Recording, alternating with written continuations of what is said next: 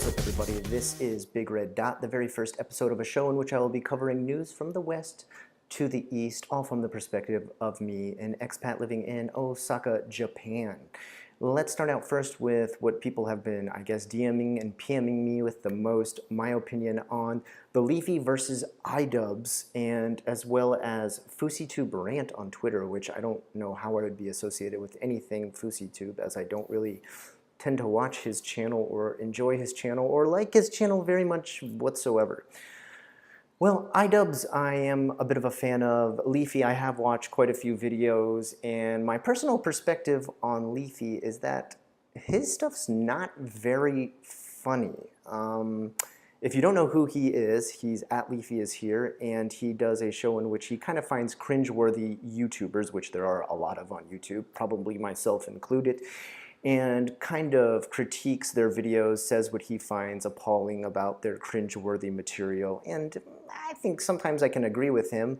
I can see where it is satire, I can see where he is just having a bit of fun, but sometimes I do feel like it goes a little bit too far. For example, one point some would say, attacked a autistic man who makes videos on YouTube. There's another one where he literally took a picture of a girl with Down syndrome and asked, "Is this girl retarded? I mean, seriously, is she retarded?" When if someone has Down syndrome, that's not exactly the most PC way to handle it. Not that everything on the internet needs to be PC now. God knows I don't want that to happen. But the big issue that iDubbbz brought up was that he was going to go ahead and do a Content Cop, his show in which he critiques other shows like Leafy's shows on YouTube. And his first issue, which was a very, very valid one, was that the bully could not be bullied or could not handle it. So he's saying Leafy, who quote unquote has been called a cyberbully by others before, cannot handle bullying himself.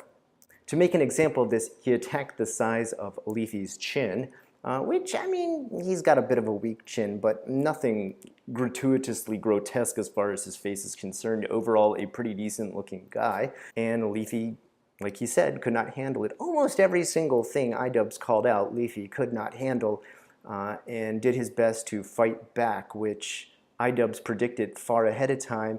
And the funniest aspect of it all is that nobody can bully iDubbbz better than himself, as he is a very self-deprecating channel in which he constantly makes fun of himself. So bullying him back or trying to get revenge via insult is very ironic. It's the opposite of what you should be doing. You should just laugh and take it if iDubbbz does a Content Cop on you. Next up on the list is FouseyTube, who went on a rant a couple days ago on his haters on, I believe it was Twitter and as well as YouTube as well.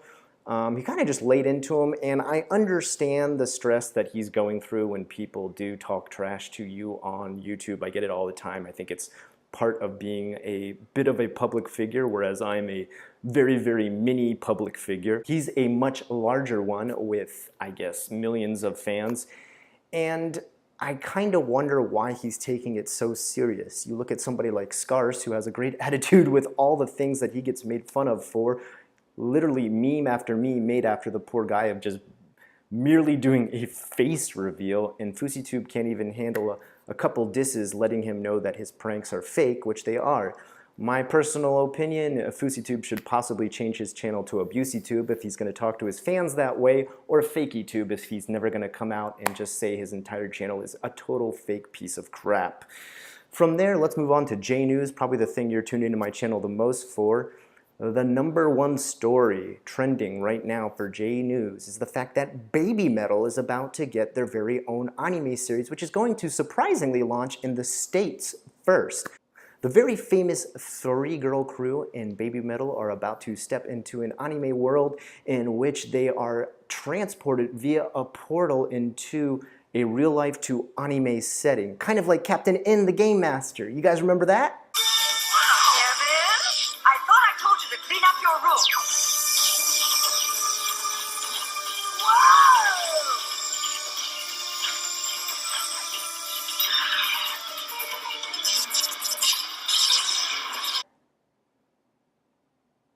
No? I'm old.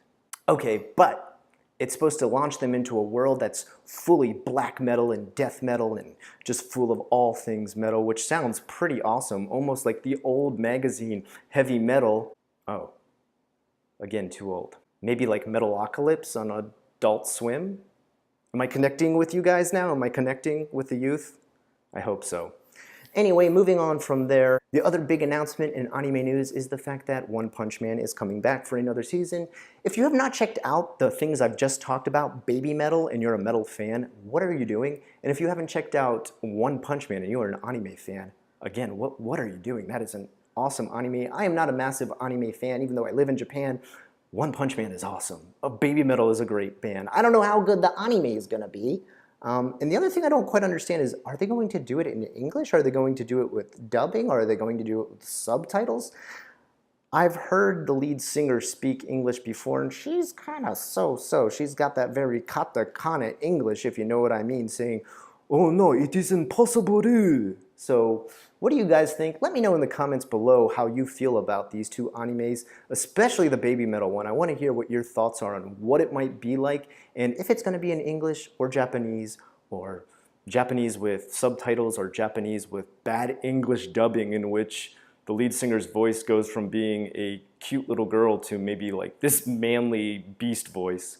Now, for the last part of my J segment, I would like to teach you your Japanese word of the day, which is kimuchi warui, and shortened down to kimoi if you want to say an abbreviated version of the same thing. Kimuchi warui is an easy way to say something is gross or disgusting. And kimoi is an abbreviation of the same word, still meaning gross or disgusting. You sound cool if you say this one on the street, and you sound nice if you just casually say this one. Try to say it with a bit of kimuchi warui. Try to throw some yayas in there at the beginning too, like yaya kimoi. And you will be using the word properly. Kimochi warui. Disgusting. Guys, I'm gonna go ahead and start to close it up here. I'm gonna leave you with a couple thoughts of the day, as I will tend to do on this show, as it hopefully has a long run. Where do I sit with my current YouTube channel? Well, guys, if this show doesn't succeed, if this show is not really gonna do so hot, I may be coming to a close with this channel. And the reason for that is not any of your faults. You guys have been awesome viewers, awesome fans, awesome people who've come out to all the awesome Hanami parties that we've had here in Japan for YouTube. But YouTube's reached kind of a critical point. First, we have demonetizing of my videos, in which I can't make any kind of money from it, and that money comes from ads. It doesn't come from you. I don't have a Patreon, I don't have a GoFundMe, I don't have a Kickstarter. It comes from ads, which can't be put on my channel when I have things like the word death, kill, explosion, or even maybe news. And that's what this show is. So I don't know how well these are going to be monetized. On top of that, now we've got the new YouTube Heroes program, which, if you haven't figured out already, is going to destroy a lot of great channels due to everything from SJWs to people who don't see the same as you as far as a political opinion or religious or whatever. It's going to go wrong. You probably are asking, Scott, what is your evidence of that? Well, my evidence of that is the fact that they had to turn comments off on their Heroes program video, the very thing that they want people to try and neutralize with using this YouTube Heroes program. They had to turn off. If that is not a message to YouTube telling them that nobody likes this, it's not going to work, I really don't know what will convince them. Probably nothing. Last but not least, unsubs. Yes, I've been getting actually a lot of unsubs, and it's not actually people who want to unsub from my channel. YouTube has just been automatically unsubbing people from my channel. I have gotten multiple emails over the last couple of weeks. I've seen my subs drop. I haven't climbed in subs in a long time. And I thought at first, maybe I've angered someone with one of my videos. Maybe I've done something very repulsive. Maybe when I talked about Hillary and Trump, it threw people for a loop and they totally unsubbed. Nah, it has nothing to do with any of that. I've had multiple people DM and PM me letting me know that YouTube has forced them to unsub from my channel. They've had to sub back, but you can only guess how many, I guess hundreds to thousands of people have been unsubbed from my channel unknowingly. Not their fault at all, YouTube's fault. And it's just kind of like when I'm going up against these three big things, you feel defeated. No matter how hard you try, if there is a robotic system that has no human to talk to that messes up your channel, it feels like, what's the point anymore? What's the point? I am super busy right now. I'm in the middle of starting up my own business here with my own school here in Japan, and it takes up a massive amount of my time. Editing and making these videos takes up a lot of time, no matter what you might think. And I know those of you who have your own YouTube channels know exactly what I'm talking about, but those who don't, maybe you're like, whatever, Scott, you just turn on the thing and film. It's not that simple. But guys, if you like this, if you want to give me some motivation, if you feel like my channel should continue to go on, like, comment, and subscribe. Share this wherever possible. JFAQ will never disappear from my channel. I will continue to do that every Friday no matter what. I'm thinking of turning every Friday into a JFAQ Friday.